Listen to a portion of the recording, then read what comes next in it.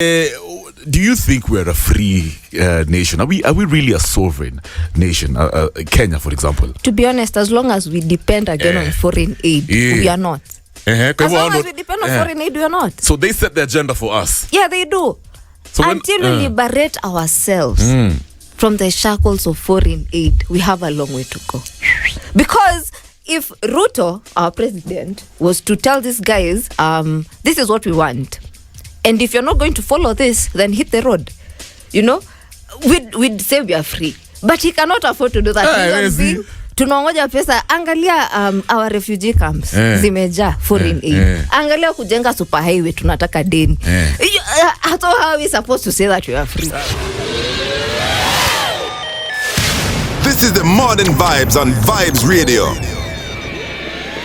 Kev, I can see unapenda hii track date. Hiyo ngoma ni kali mzee. Ulinipenda hata kama misifai. Saja uku like vile uko. Bana jo. Ukisha understand the ja is from within. Yeah. See without. Unajua tumetupo na religion sana tunatafutanga ja without. Unaona, El Shaddai ulinipata hata kama misifai. Kumbe alikupatanga juu ulianza kujipata wewe mwenyewe. It's true. Yeah, man. Na usemanga God loves the sinner, not the sin. Chuchu, mimi nikisikia jumi sami kwa weekend mimi nishaka mkurealize there's no thing like mistake, there's no sins, no. Those are lessons manze za life. Yeah, it's true. Manze learn kuzihandle manze, usifight sana. Yeah. Embrace, you are learning. Yeah. Tuko kwa hii world sai, kwa hii generation, kwa hii dimension kulearn. Exactly. Be yourself while you're out there maze. Don't hold back kwa sababu ya sijui hizi ma rules out here sijui. No, be yourself and realize utalearn hizo ma lessons. Whatever, however you perceive them. True, manze. Yeah. Everyone else is taken. Kev, so be yourself. Najo unarapi na hii conversation. But it's okay. Kev, unajua previous hour alituambia kwa affirmations Leila ati you know the things happening in the universe nini hizo ulisema je mamoons. So people will leave each other kwa relationships. Mimi nimeachwa but ni sawa.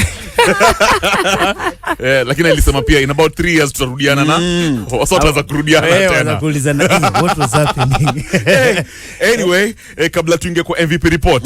Big ups maze, big ups everybody. Tuko na Philbert Hudson anasema waking up all the listeners. Asante sana. Tuko na Mapenseli wa Marangi anasema Vibes Radio. Kev na Kevo Badman muko sawa tu. Haire. All the way kutoka Kajiado. Energy. Tuko na pia Agim Super anasema El Shaddai maze iko on.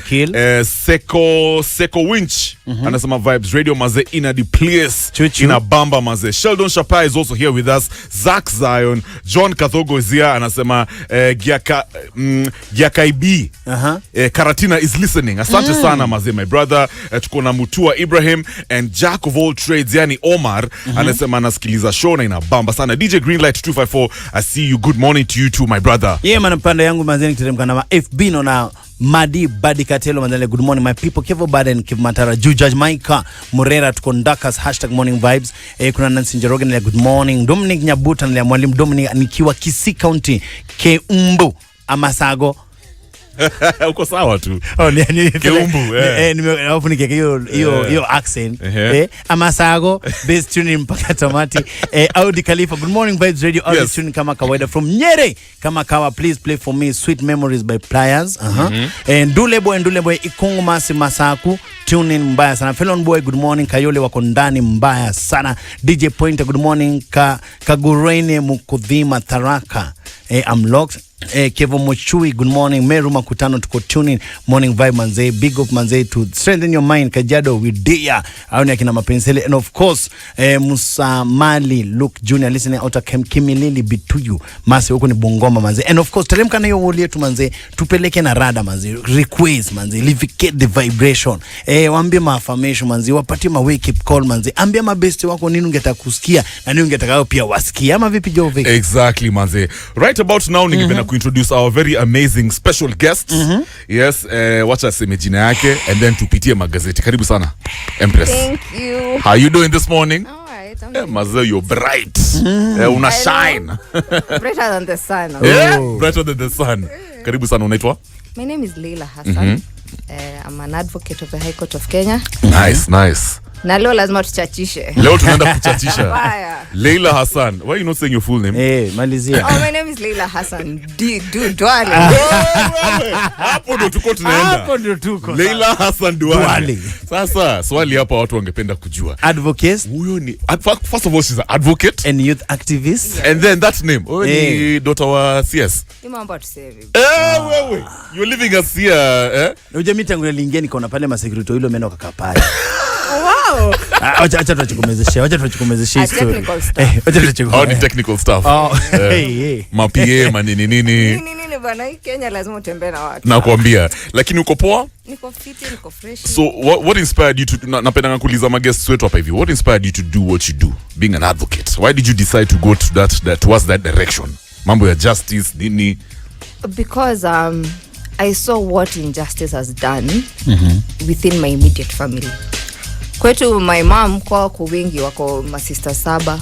But then when the mom died, my mom alirushwa nje kwa inheritance. So I've seen my mom struggle from, hiyo kukosa, unajua, and then my dad on the other end, yeye alikuwa tu life yake, unaona. So to him, trying to help my mom get her inheritance was not part of it. What? Unaona. Sasa she had no one literally. Was it your mom only ama the women in your family? No, my mom. This is about my mom purely. What? Unaona? Mama's love. Yes. Because if it wasn't for her, then hata ningeenda law school. I can imagine. So I wanted her to get her justice. Yeah. I wanted her to get her share of inheritance. Because Abu Kenya, the laws ziko vast. Yeah. The law of succession. Yeah. So my mama alusha nje because she converted to Islam. Kwa they were staunch Catholics. So she got married to my dad kwa Muslim. So the sisters were like, no, hapo wezi rithi, enda tafuta kwa Somali. And I'm sure your mom is now very proud of you, Of course she is. Anaona hivi ndoto yake anasema, damn, that's my little girl. Yes. As we proceed, manzi, unamaanisha allegate kitu kwa nataka, kitu kwa nafaitia. The matter is still in court since 1995. Okay. What? Na sasa this month I'm turning 29. I'm the same age with that matter.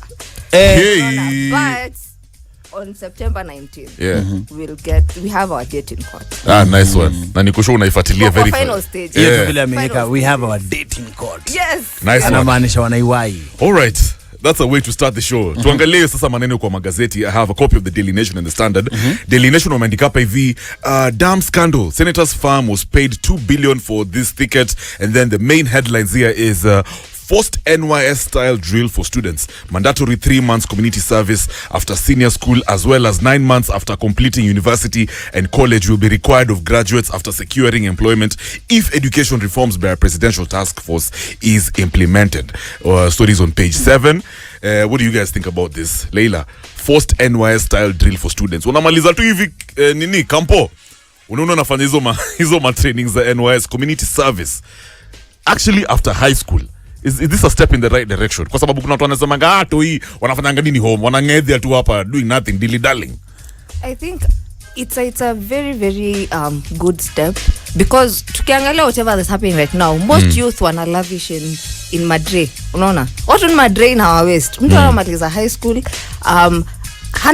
akona a lot of time kwa their hands, some parents hawezi afford kupeleka mtu kufanya computer driving, some parents cannot afford this. But if we have a structured system and our students wakitoka mwanza form 4, there's a place that will house them, unaona, give them training, kujiprepare, because hizo teachings wanapata pale inaweza kuwa means ya kutafuta mboka, to be honest.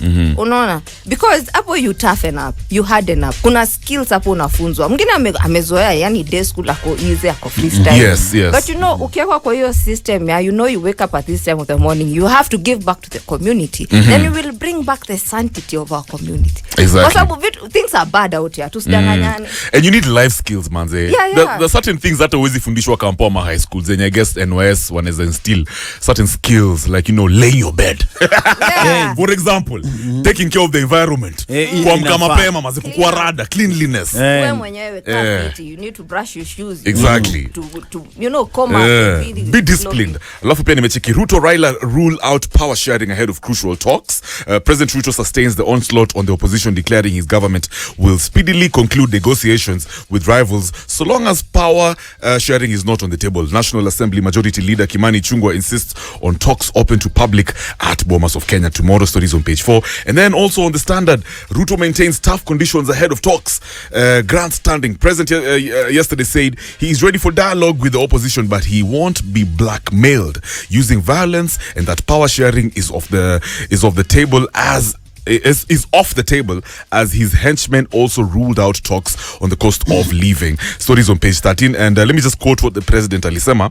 I had our brothers in the opposition agree with us that they, just like us, are opposed to the handshake. Now that they have declared so, they should go ahead and agree on ending violence, and through that we shall agree on everything else. Now to Tanzania conversation tukirudi in a bit. I'm also seeing here wameandika hopes and fears of school leavers who shunned COOPS slots. Sawa, right now 22 minutes after 7.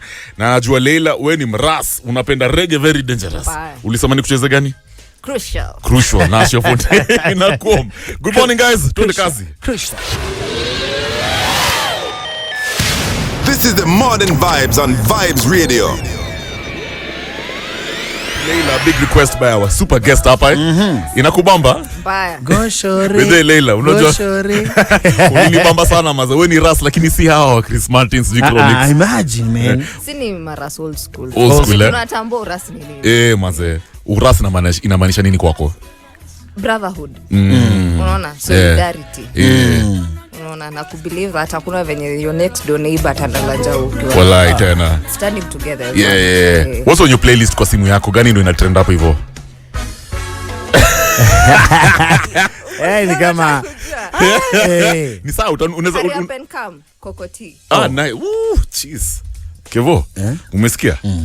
Haya, naenda kukuplay hiyo track. She's the one. She's the one. Karibu sana Leila. So now let's get down to some serious business hapa hivi. Azimio na Kenya Kwanza wameconfirm that first of all they've settled on a date, time and venue for the talks that are expected to unlock the stalemate that has seen the opposition spearhead mass protests across the country. Jana pia tuko na Chikirao alikuwa anasema if at all these talks will not materialize, chances are high watu watarudi kwa grao. Now according to Kalonzo Musyoka, who's the team leader of the Azimio dialogue team, alisema it's now settled that we will meet at Bomas the Wednesday at 11:30. Hiyo itakuwa kesho.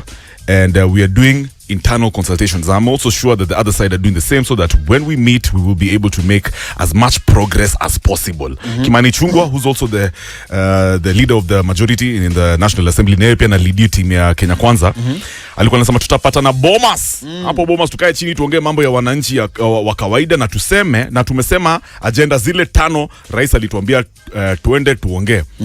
Tutakuwa nazo kwa meza. Wakileta zingine tutawasikiliza kwa heshima, lakini mambo ya cost of living umewaambia, na tunawaambia hiyo ndio kazi ya wananchi wa Kenya walikuajiri kufanya. Anyway, so he's saying basically mambo ya cost of living hawagusi. Every other thing watagusia. For example, now they're saying they're going to talk about my elections, reconstituting the IBC, implementation of the 2/3 gender rule in parliament, the inclusion of the CDF in the constitution, the creation of the office of the leader of the opposition, as well as amendment of the office of the prime cabinet secretary in law as priority issues. But ukiangalia kwa ground, the reason mavijana wengi walienda kwa maandamano ilikuwa high cost of living. But Kimani Chungwa is saying, skiza, we're not talking about the high cost of living in these talks. Unadhani hizi vitu zitakuwa successful? Will these talks bear any fruit? Tukiangalia kwa undani, I think most of these politicians, they have their own agendas to propel. Kwa sababu vijana wengi wame lose life yao hapo nje, wanapigania affordable living, cost of living has gone high. Na hiyo tuongelee tu Kenya peke yake, globally things are bad. Unaona, and that is why I think the president is very clear on hakuna kudiscuss mambo ya cost of living. Because ukiangalia zile mikakati anaweka in place, we must give the executive time ku execute whatever they promised the common mwananchi to do, but hizi maandamano ukiangalia most of it ni watu watafuta your political prestige, wali lose election. You cannot open service race. Sisi zilifunguliwa mambo ikaisha. Went to the highest court in Kenya, which is the Supreme Court. Ilisema mambo ya elections, the government of the day won the elections. And that is that. Mambo nusu mkate, again, we cannot afford that as a country. We need a strong opposition. Because when we have a strong opposition, that would mean that it will keep the government of the day in check. But the minute tutakuwa na nusu mkate, it would mean that it will render the opposition a toothless bulldog. So you stuff ya nusu mkate pia Rao amesema hawadai power sharing. Hawadai. So hapo vyo wako na consensus. But cost of living surely, don't you think wanafaa kugusia mazee kwa hizi? Don't you think Kimani Ichung'wah has gotten it wrong, especially of the Kenya Kwanza side in general? Surely, shouldn't they talk about it? And what do you think, reason from their perspective? Mbona unadhani wamesema hawadai kuigusia? Because ukiangalia the Kenya Kwanza government, even when they were campaigning in their manifestos, they discuss a lot about the cost of living. Mambo ya hasla, boda mama mboga, boda, they discussed, you know, and it's only prudent for us as a country to give the government of the day time to execute whatever they promised. We cannot just judge them harshly. Time walituambia 100 days. 100 days ilipita, nothing changed. Bei ya unga bado iko noma, uko juu kabisa. Hapo walitudanganya. Hapo walitudanganya. Sorry, 100 days. So that means they failed. That means they need to talk about it. But we have, as much as we need to talk about, we need to be realist. We must be realistic, honestly, because hakuna haja kuweka expectations huku juu. Ndio maana watu wanaumia roho huku nje. Unaweka expectations too high, you know. Kuna venye gava ingepunguza bei ya unga kutoka so 2 sijui ifike so na 100 days. It doesn't make sense, to be honest. Unaona, but tuangalie story ya fertilizer. Unaona, fertilizer ikishuka, when we try to harmonize the cost of production, definitely the cost of living will come down. That is practical. So kumaanishaje on your take manzi sai hii mambo inaendelea. Hii talks zinakam kwenda kuongelewa sai Bomas kesho. Itakuwa tu null and void. Kama si mambo ya mwana. Kwa hivyo there's a high probability. So there's a high probability tunarudi tena maandamano. Na hiyo kurudi maandamano, it's not the solution. Kwa sababu tutalose vijana wengi. What's the solution? Tutaendelea kulose vijana. What's the solution? Opposition ifanye kazi yake. Keep the government in check. Kulingana na law vile inakaa. Unajua kuna mwalimu anga na try sana ku understand. Na at least mdemi kwa hapa hivi atatuchanua kiloyare. Checking. As far as the constitution of the day is concerned, opposition leader ni minority leader. Sindio? Yeah. Ule yuko, ule amekalia hiyo kiti sahi according to the constitution. Ingine tunataka ku create juu ya kina Rao na watu wengine wamekamwa kiwa vibrant sana, uweza kuongea kusikika. Don't you think akina Rao yafaa kuwa napatianga huyu ambaye ndio minority zile idea wako nazo wapeleke kwa parliament, ama ni lazima akina Rao ndio waifanye? Hapo ndo shida iko sasa. We are running a populist kind of country, unaona. Just because Rao ako popular, unaona, that is why akiongea watu wake wanamsikiza. Unaona, and that is where we are losing sight of the big picture. Kwa sababu common mwananchi ndo anaumia pale kwa ground, unaona. Why not allow MCA ndo wako pale chini, si ndio? We have MPs wenye watu wako Azimio, ODM, you know, the greater nini of Azimio wako. Why don't they address these issues? Unaona, because for Baba akona ma followers mbaya, you know, and the problem is wakona this blanket kind of thinking. Because Baba amesema tunaandamana. Honestly, we must call a spade a spade. So kumaanisha, as far as you're concerned, as long as vile constitution ya Kenya inakaa, Raila si opposition leader according to the constitution. So hii game yote ina run. Yeye ni opposition leader. Aje na kwa constitution haikubali. Not official, ndio. Kwa hivyo yeye si opposition leader kwa constitution yetu. He's not recognized by the constitution. Kwa hivyo hii kitu yote ana maandamano, ana calling those rhetoric, anafaa kuholdiwa accountable. Unataka kushika Rao? Sasa shida hizi it's impossible.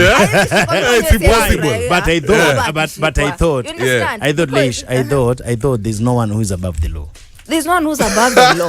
But remember, Raila is above the law. But remember. But okay, akiwa Raila kwa above the law and so is Ruto above the law. So kumaanisha history yote tunarudi tena kwa maandamano. No, I'm sure. Thing is, Raila is not above the law, neither is Ruto. Unaona? But again, politics plays a big role in this country. Yeah. Decisions are made based on politics and political affiliations. Kweli ama uongo? True. That we agree with. It's a fact, yeah. Unaona? Baba is an enigma. Unaona? Baba ni ule msee. Your word. And unajua, truthfully, Baba... Wacha Baba ito Baba. Aitwe tu Baba, hapo heshima yake, unaona? But pia aitwe tu kamkutano tu kadogo, ambiwe, you know, atulie kidogo. But already ashasema hataki handshake. Yeah, hataki handshake. Unaona, afanye kazi yake Sasa, new opposition. Let me ask he's you. a opposition leader. Let me ask you something, Leila. Do you think Azimio are genuinely fighting for the people when it comes to the high cost of living? Ama hawa kuna agenda yao kivyao? Kuna machungo elections. Tusidanganyane. So it's mostly about the elections that they lost. Yes. It's all about the elections. So ni mboka yao, hii ni mambo yao. Si mambo ya sisi. Yesterday Robert Alive alikuwa ngapi vile alisema the most important thing is reconstituting the IBC. Yeah. For the sake of future elections. Kuna watu wengi wako na doubt. Kuna watu walikuwa wanasema hii elections ziliibwa. Let's call a spade a spade. You know, and this has been the case even from previous elections. Yeah. So to restore faith from the public, you know, yeah, what to especially moving forward, future presidential elections, don't you think it's valid? Wanafaa kufungua hizi server, reconstitute the IBC, ndo yani tu yani in future watu waseme okay fine, mshinde nya alishinda. Don't you think it's solid? Wanafaa kufungua hii server tujue nyewe maze what really went down. Weren't the servants opened? The servers They weren't were opened. Then They were opened, right? They were open. There is no way tutajaribu ku lower the power and the might of the Supreme Court of Supreme Kenya. Court. Once we do that, constitution yetu itakuwa Null and jeopardized. All right. Okay? Wow. So we cannot afford to do that as a country. The decision was made. The elections were free Yes. and fair. All right. Sawa? Hii uchungu iishe, watu waanze kuchapa kazi, waanze groundwork, Yeah. wangoje 2027. Okay. Unaona, Robert Alai, he's a respected member of this community. But again, he's a member of the Azimio. You know? And So his views are biased. unaona mimi kama mras, nita propel agenda ya waras. Yeah. Ukweli ama uongo? It's true. If I don't do that, Yeah. watu wangu watashangaa, huyu ako side gani? Sash, The kili- same way Azimio leaders are doing. All right, Sash, kilia hapo hivyo. Guys, it's #morning vibes right here. Na tunabanja na a very amazing, a sharp lady. She's called LEILA. That is, of course, LEILA Hassan. She's an advocate and youth activist. Tunapitia some of the top stories when it comes to the state of the nation. Alafu tukirudi now, we're going to, because you know it's a Pan-African Tuesday, tunaenda kuangalia maneno ya the West African coups. It's about 7:38. Also at 7:45, lines zitakuwa open on 0719-012-700. This is the Modern Vibes on Vibes Radio. 945 Vibes Radio, big tune right there, man. Kevo Badman, we are morning vibes. Yo morning in a kafiti pia. Iko chonjo, Sunrise iko iko too on, man. Yeah, man, the sun is out there, Yeah. man. Nice sana. And of course, big up everybody, man, is streaming online, man. And big up everybody with the frequency kama kawaida. Nairobi is all about 104.5, That's Mombasa right. 98.7, Nyeri 98.8, Merumaika 107.1, and of course Eldoret 107.5. Good yeah? stuff, guys. Hashtag more vibe. Oh, sorry, sir. Hashtag morning vibes. Right now, of course, we're hanging out with LEILA Hassan. Tuko kwa MVP report. She's an advocate, youth activist. We're talking about the state of the nation and the West African coups. Yeah, tunaingia sasa kwa maneno ya West African coups. Remember, it's also a Pan-African Tuesday. Now, LEILA, West Africa recently tumeona maze, it's been rocked with by military uprisings. Rogue soldiers have overthrown the presidents of Mali. Ili happened August 2020 and May 2021. Lafu pia pale Guinea tuliona September 2021. Also the same situation. Burkina Faso, January and September 2022. Recently Niger. What does the future hold for the populations of these countries and this region, especially now the fact that they're under military rule? Whatever we are seeing that is happening in the West African countries, to be honest, it's sad because there are people who are losing lives, you know. Na mtu akipasa atakani mmoja, it's sad. It's really sad. True. But again, lazima tuangalie, there's something in international humanitarian law inaitwa the right to self-determination. These West African countries, ukiangalia, their argument is they are tired of the Western influence. You know, they want Africa to stand for itself. We can look at this guy from Burkina Faso, the current president, the youngest That president in the 35-year-old. world, Ibrahim Yeah, Traore. That guy alisema, how is it that Africa, They can all the resources. we have all the resources, but our people are dying in poverty? You know, it is sad. So these guys, whatever they're doing, they're fighting for Pan-Africanism. You know, this is a talk that has been there for a very long period of time. Primary, history, story of Pan-African movement. All those things, they've been there. But vile wamechukua power maze, seriously, they're there illegitimately. military in a coups. democratic country, in a democratic Of course, time. it's illegitimate. What does it mean for the governance of those for that for the countries in that region? There's nothing like democracy for them as we speak, because the military, they have their way, and the saddest bit is they're not following the laws of war. As much as it's war, these wars have laws. Do not kill a child, do not kill a woman, do not burn villages down, do not rape women, and whatever they're doing, it's this, and they're giving room for the theory of Islamist Al-Qaeda, because whatever they are doing, it's actually in line with what Al-Qaeda does. And they're saying that these rebels, they've found their way in hizi countries, the Al-Qaeda and all that. So if these guys were to follow the laws of the laws of war, it's well and good. Is there any chance that hizi makuzi are spread to other countries in West Africa? Those which have been colonized by particular countries. Okay, na ukiangalia kwa tiki yako juu kama lawyer. Na ile kitu already wanafaitia, the fundamental thing that they're fighting for, ambao ni Pan-African dream, is one Africa, in fact, one country Africa. Na resources zote zirudi na home. Tukue sisi wa Afrika ndo tunajifanyia hizi vitu, tunaziuza kwa western world. Ni vibaya? Hapana, actually I'm pro that.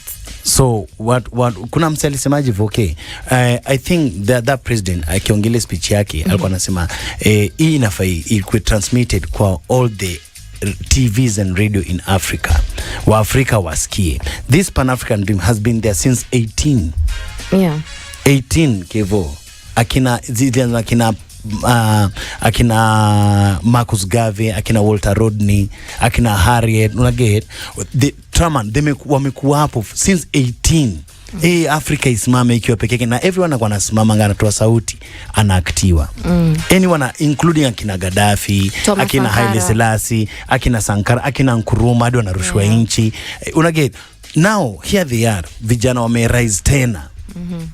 Na watu wengi wako kwa hii mambo ya African dream wanajua the people wale walikuanga ndio bado wale tuko. Watu wamerudi tena.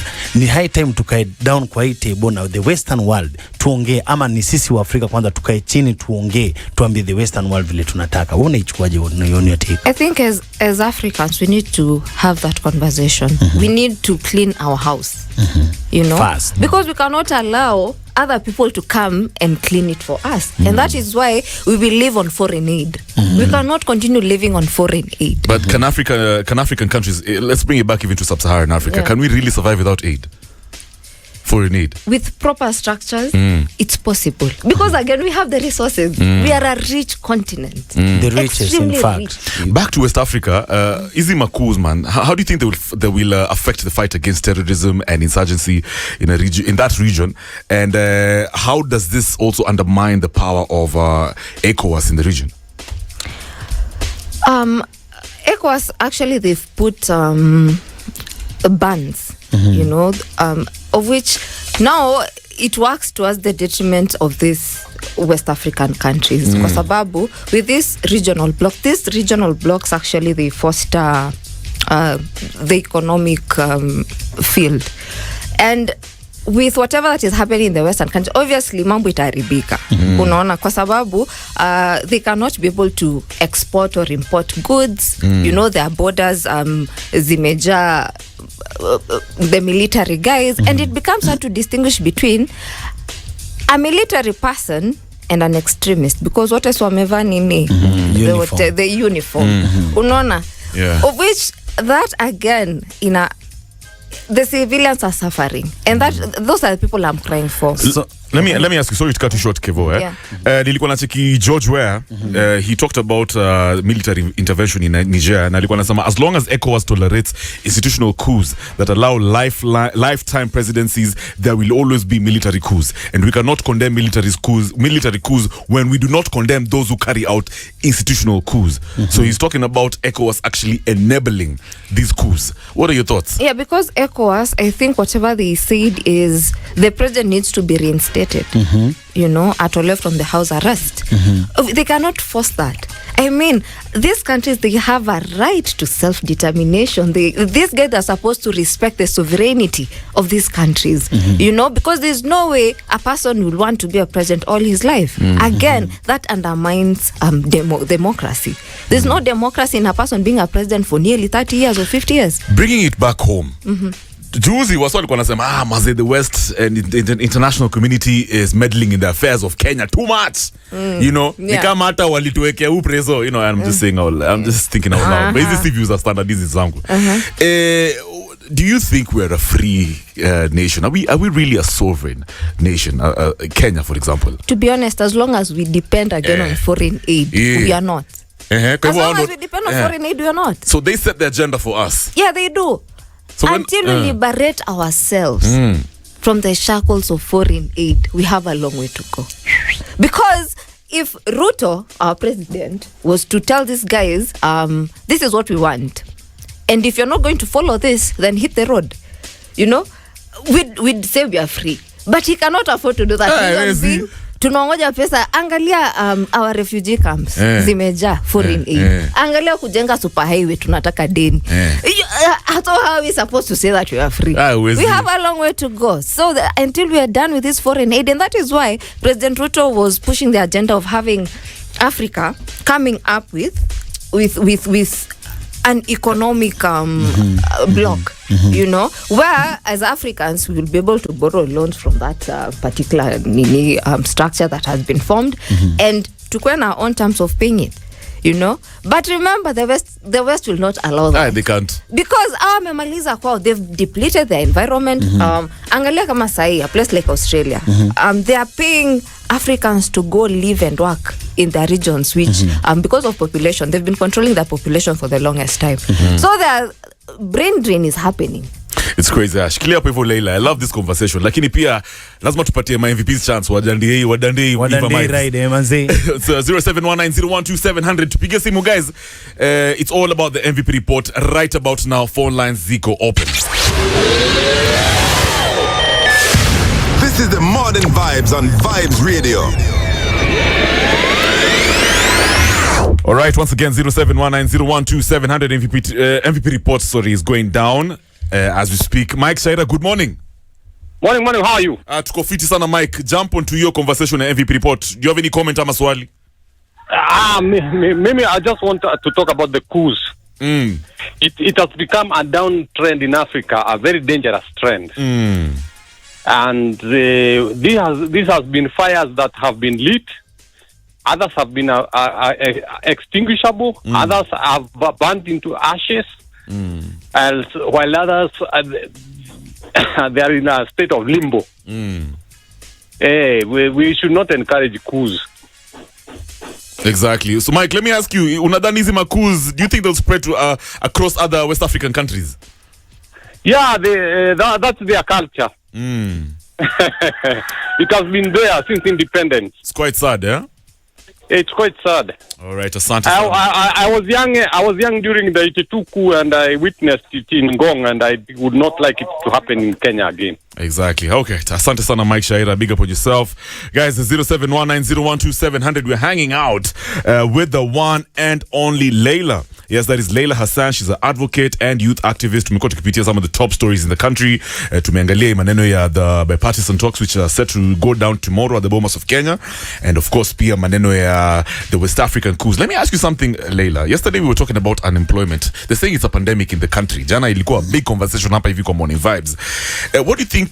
Okay, first of all, do you think serikali iko na strategy to counter this quote-unquote unemployment pandemic, which is really maze inakayani, it's too complex of an issue?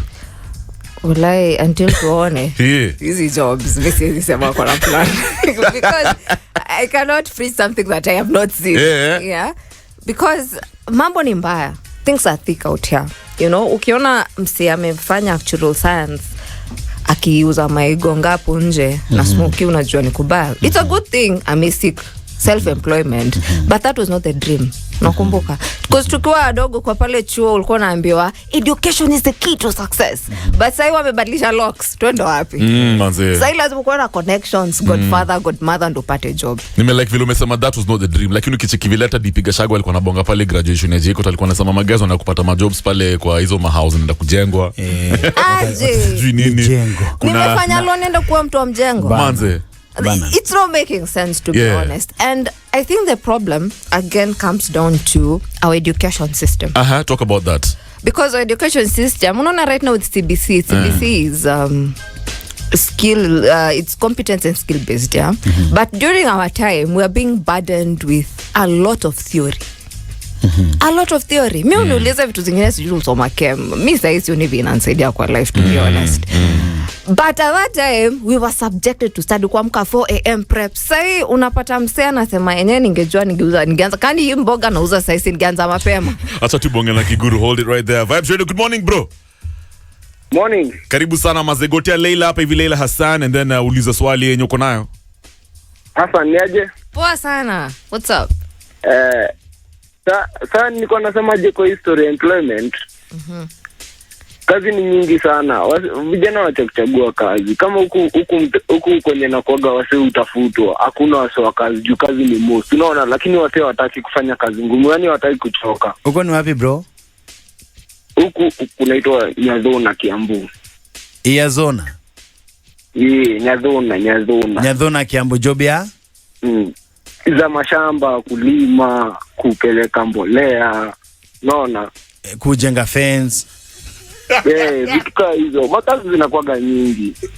Wanadhani wanasikia. Majamaa, MVP mnasikia? Mshachapiwa. Makazi ni nyingi sana. Watu waache kuchagua kazi. Umesema tujenge fence Kivo. So sawa, asante sana Kiguru, big up on yourself. Kimangoto, good morning. Ngote Raila. Yo, niaje bro? Asante sana. Karibu sana kwa conversation. Uko na swali ama comment yote? Mimi nataka kuchangia hiyo mjandala bana. Unasemaje? Mimi huku kwetu ishara bana, mavijana wamesoma lakini mboka hawana. Na bana unapata mzee ameanza kupasa na gava upi na msumbua. Sasa bana hiyo kitu inatusumbua sana. Alright, asante sana Kimangoto amesema kuna makazi mazee. Just reiterating what a lot of people have been saying. Chegelosa anasema nothing dangerous about the coups. They're bloodless coups, but those who want to reverse them are the ones baying for blood. They loosened the chains, but the rules, but they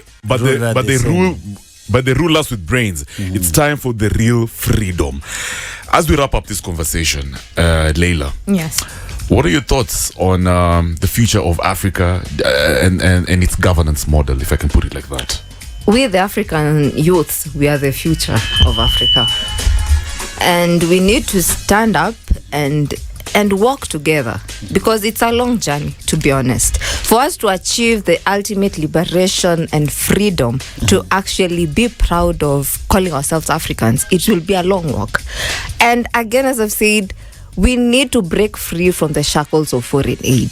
And that can only happen when we have the real discussions. How are we going to grow our manufacturing industries? How are we going to move from depending so much on loans and working towards, as Africa, I mean, agriculture has always been at the apex of our freedom when it comes to economy. It's the backbone. Yeah, it's the backbone of the African people. So we go back to the drawing board and we decide that we are not going to try and emulate so much from the Western countries, you know, because we are trying so much. Of course, IT is good, you know, cryptocurrency and all that, they're okay. But let's go back to what has made Africa a great continent, which is the natural resources that we have. Let us stop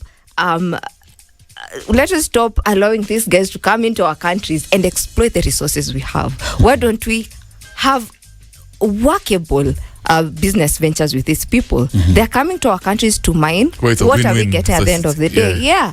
And if they're coming to mine, let the country have 70% shares in that company. Right. Let 70% of the people who work in that company be Africans. Sawa.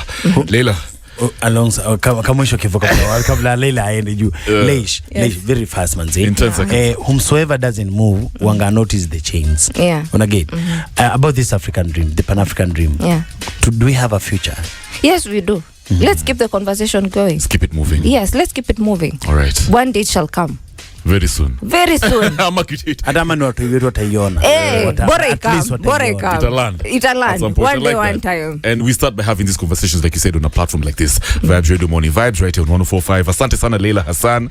She's an advocate and youth activist. Thank you for good having stuff. me. Big up. Kokoti tutaanza nayo, maze. Hurry up and come in the next hour. Guys, big ups, maze. Keep it locked. Don't move on that hashtag Morning Vibes. Big conversations next hour. Remember, we are live on www.vibesradio.co.ke. Mombasa 98.7, Meru 107.1, and Eldoret 107.5, as well as right here in Nairobi on 104.5. And the local energy provider, Tada the Beast. And of course, Kevo Badman hapa, Mr. Udini. Good morning. Time for the news. Twende kazi.